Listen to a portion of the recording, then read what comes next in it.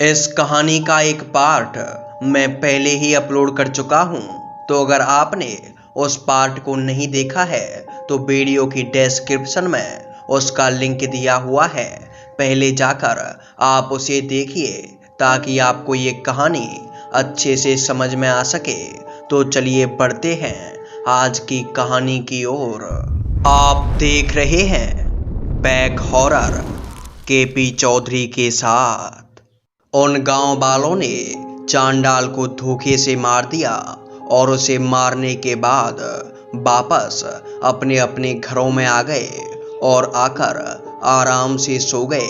उन्हें लगा था कि मानो चांडाल नाम की मुसीबत से इस गांव को हमेशा हमेशा के लिए मुक्ति मिल चुकी है। लेकिन जब अगली सुबह उन सभी की आंखें खुली तो उन्हें पता चला कि गांव में चारों तरफ खून ही खून पड़े हुए हैं। ऐसा लग रहा था कि मानो आज रात इस गांव में खून की बारिश हुई हो। जब गांव वालों ने अपनी आंखों से ये मंजर देखा तो उनकी आंखें फटी की फटी रह गईं और सभी ने शाम के टाइम में एक पंचायत बुलाई और पंचायत में ये फैसला लिया गया कि अगर चांडाल से हमें अपनी जान बचानी है तो फिर हमें दूर के गांव से पंडित जी को लाना होगा। और फिर सभी गांव वालों ने एकजुट होकर 15-20 लोगों को दूसरे गांव में भेजा ताकि वो पंडित जी को बुलाकर ला सकें। उस गांव को बचाने का एकमात्र यही रास्ता था। 15 से 20 गांव वाले शाम के टाइम ही पंडित जी को बुलाने के लिए पास के गांव में गए।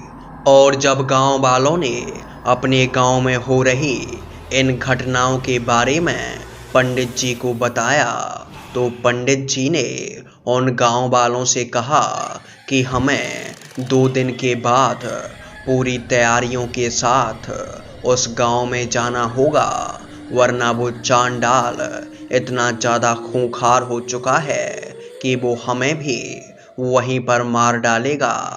उन पंडित जी ने अगले 2 दिनों तक कुछ तैयारियां की और उसके बाद उन्होंने लगभग 6 से 7 पंडितों को अपने साथ लिया और फिर वो उन गांव वालों के साथ उनके गांव की तरफ चल दिए। रास्ते में पंडित जी ने सभी गांव वालों और अपने साथ चल रहे उन पंडितों से कहा कि जब वो चांडाल जीवित था तभी उसने इतने सारे शैतानों को कब्जे में कर रखा था कि वो उस समय भी एक शैतान से कम नहीं था। और वो उस समय पर इतना ज़्यादा शक्तिशाली हो चुका था कि किसी भी इंसान या फिर किसी भी पंडित के द्वारा उसे मार पाना बिल्कुल भी संभव नहीं था। लेकिन इन गांव वालों ने उसके साथ मिलकर धोखे से उस चांडाल को मार डाला और उसके मरने के बाद उस चांडाल की आत्मा इन लोगों से काफ़ी ज़्यादा नाराज़ हुई है और अब वो सभी गांव वालों से अपनी मौत का बदला लेना चाहता है। जब वो जिंदा हुआ करता था तभी उस चांडाल ने काफ़ी सारे गांव वालों को मौत के घाट उतार दिया था। लेकिन अब वो चांडाल और भी ज़्यादा शक्तिशाली हो चुका है और अब उसे काबू में कर पाना हर किसी के बस की बात नहीं।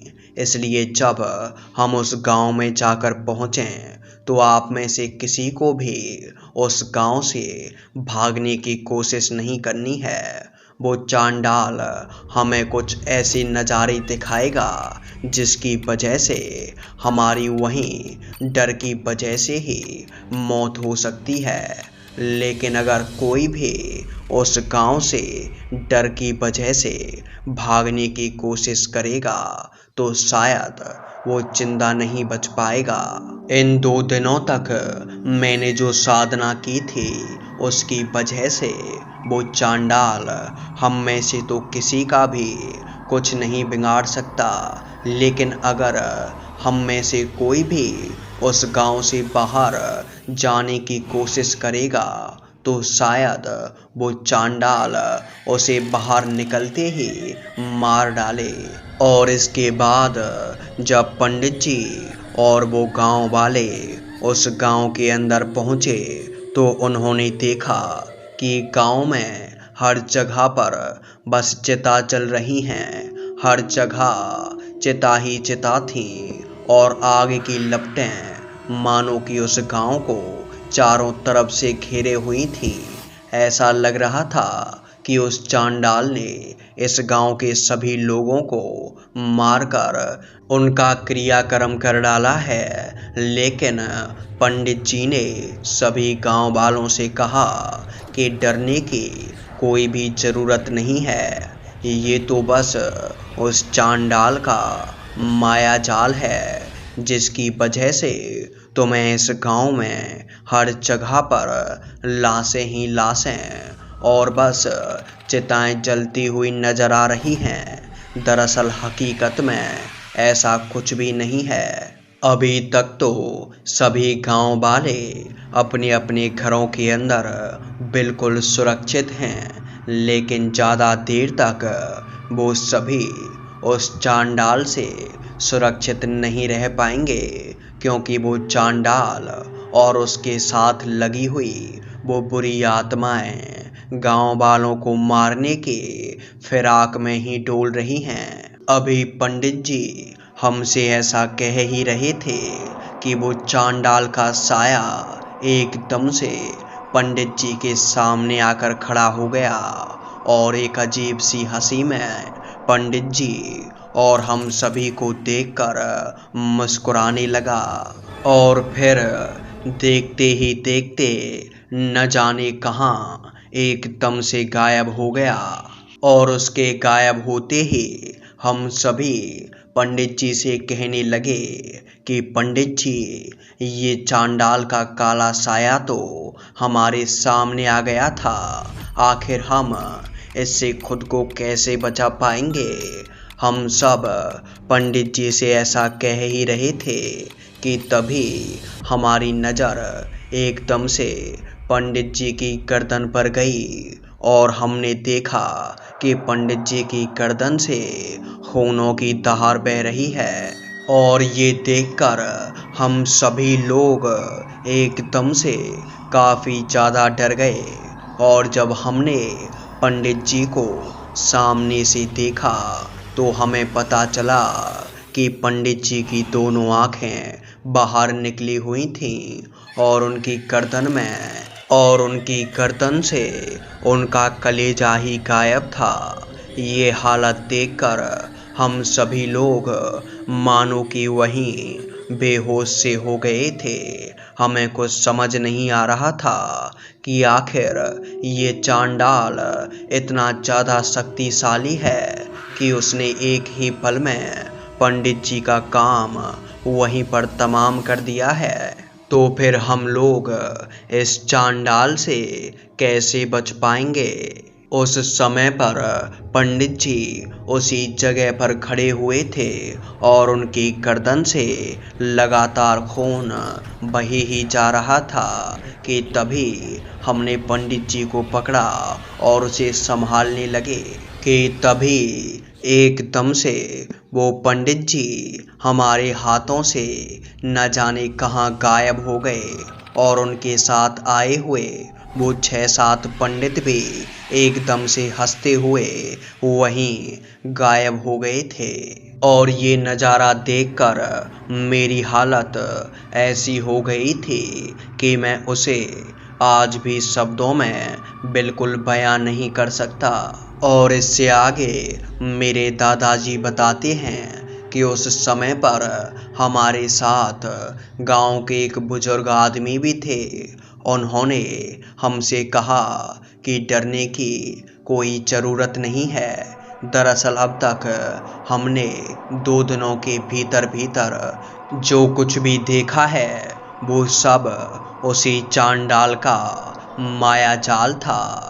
दरअसल हम किसी पंडित जी के पास पहुँचे ही नहीं थे, वो तो बीच में ही उस चांडाल ने हमारा रास्ता रोकने के लिए अपने माया जाल से रास्ते में ही एक गांव बनाया और उस गांव के अंदर जो पंडित हमें मिले थे वो भी शायद उसी चांडाल के द्वारा भेजे गए भूत प्रेत थे, जो कि रूप बदलकर हमें पंडित जी के पास पहुंचने से रोक रहे थे और वो अपने इस काम में सफल भी हो गए। और उन प्रेतों ने अगले 2 दिनों तक हमें उस गांव में ही रोके रखा और फिर वापस से हमें इस गांव में ले आए। और अब हम सभी लोग उस चांडाल की कैद में हैं और शायद जो ये चिताएं यहाँ पर जल रही हैं वो सभी हमारे गांव वालों की ही हैं। उस चांडाल ने इन 2 दिनों के भीतर शायद सभी गांव वालों को मौत के घाट उतार दिया है। और ये कहते कहते वो बूढ़े बाबा काफ़ी ज़ोर से रोने लगे और वो रोते रोते उसी जगह पर बैठ गए। उन्होंने कहा कि शायद इस गांव में हम ही बचे हुए हैं और अब वो चांडाल हमें भी मारने वाला है। और ये सुनने के बाद हम सभी गांव वाले जोर जोर से चीख चीख कर रो रहे थे कि तभी वो अखियाल नाम का चांडाल हमारे सामने आकर खड़ा हो गया। और इस बार उस चांडाल का रूप पहले से बिल्कुल ही अलग था। वो चीखते हुए हम सभी से बोला कि मैं इस गांव के सभी लोगों को मौत की नींद सुला चुका हूँ और अब तुम सभी लोगों की बारी है।